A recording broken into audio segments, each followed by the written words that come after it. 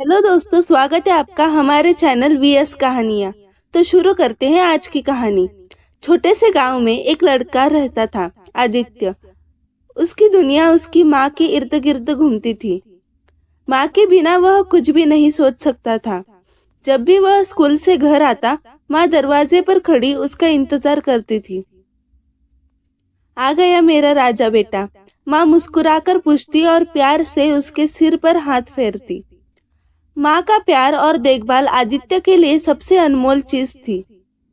वह पढ़ाई में अच्छा था और उसकी माँ ने हमेशा उसे प्रोत्साहित किया कि वह बड़े सपने देखे।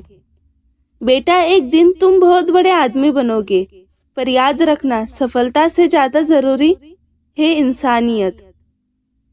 आदित्य बस हंस देता। हाँ माँ, मैं हमेशा अच्छा इंसान बनूंगा। माँ का सपना था कि आदित्य बड़े शहर जाकर पढ़ाई करे और एक अच्छा इंसान बने।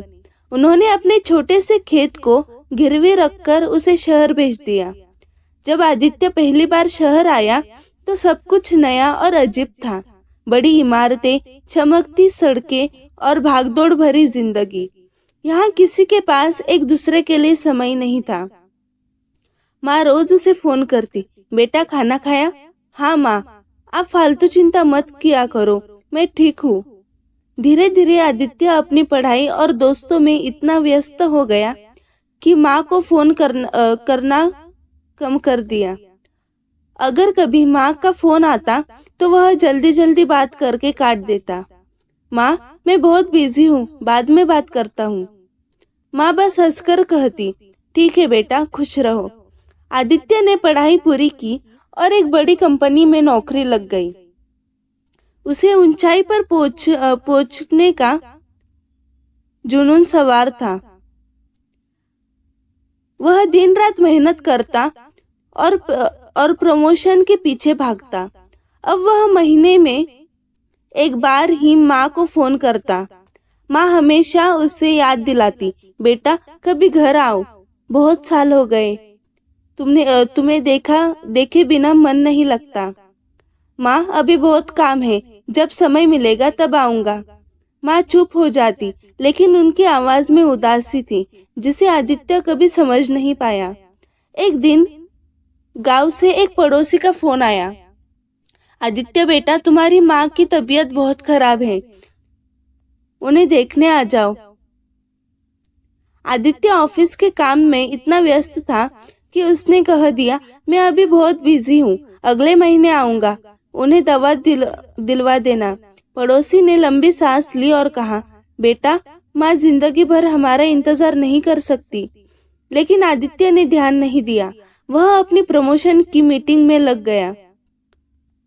कुछ दिनों बाद आदित्य के फोन पर फिर से गांव से कॉल आया।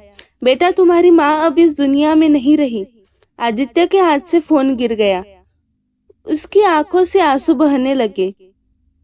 उसने तुरंत टिकट बुक करवाई और गांव के लिए रवाना हो गया। जब वह गांव पहुंचा तो घर के बाहर भीड़ थी। माँ का शरीर सफेद कपड़ों में लिपटा हुआ था। उसने माँ के शांत चेहरे को देखा, जो अब हमेशा के लिए सो चुका था। आदित्य के दिल में गिल्ट का तूफान उठने लगा। काश मैंने माँ की बात सुनी होती, काश मैं जल्दी आ जाता। पड़ोसी ने उसे एक पुराना लिफाफा दिया। यह तुम्हारी माँ ने तुम्हारे लिए लिखी है। आदित्य ने कांपती हाथों से चिट्ठी खोली। मेरे प्यारे बेटे, जब तुम यह चिट्ठी पढ़ रहे होंगे तब मैं शायद इस दुनिया में नहीं रहूंगी। मुझे पता है कि तुम बहुत बड़े आदमी बन गए हो और मैं हमेशा तुम्हारी खुशियों के लिए दुआ मांगती रही। बेटा, मुझे तुमसे कभी कोई शिकायत नहीं रही। बस एक ख्वाहिश थी, तुम्हें एक बार गले लगाने की, तुम्हारी आंखों में फिर से वही प्यार देखने की जो तुम्हारे बचपन में था। मुझे पता है कि तुम व्यस्त थे, लेकिन माँ की ममता समय नहीं देखती।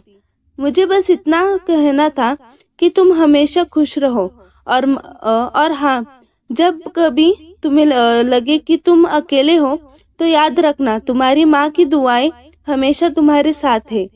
प्यार और आशीर्वाद, तुम्हारी माँ। आदित्य की आंखों से आंसू बहने लगे। उसने चिट्ठी को सीने से लगा लिया। वह सोचने लगा, सफलता पाने की दौड़ में मैं अपनी सबसे बड़ी दौलत तो खो चुका हूँ, अपनी माँ।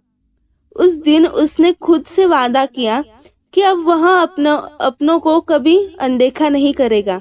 सीख, यह कहानी हमें सिखाती है कि जीवन की भागदौड़ में हम अपने सबसे करीबी लोगों को न भूलें।